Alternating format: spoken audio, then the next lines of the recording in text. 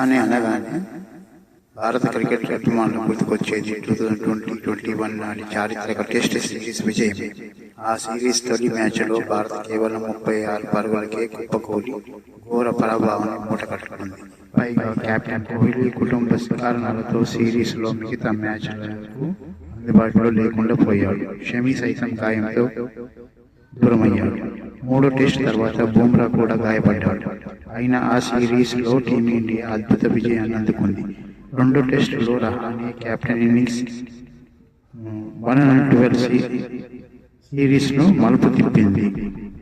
ఆసీస్ను 195 పరుగులకు all out చేశాక Rahane century వల్లే భారత్ 326 పరుగులు చేసి కీలక ఆధిక్యం సంపాదించింది.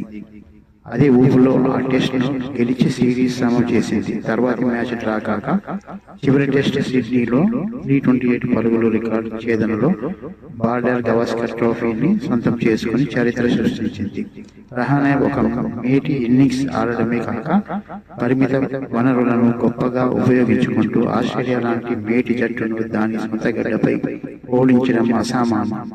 భారత క్రికెట్ చరిత్రలో అద్భుతం అనదగ్గ విజయాన్ని అందించిన కెప్టెన్ గా రహానే ఎప్పటికీ నిలిచిపోతాడనడంలో సందేహం లేదు.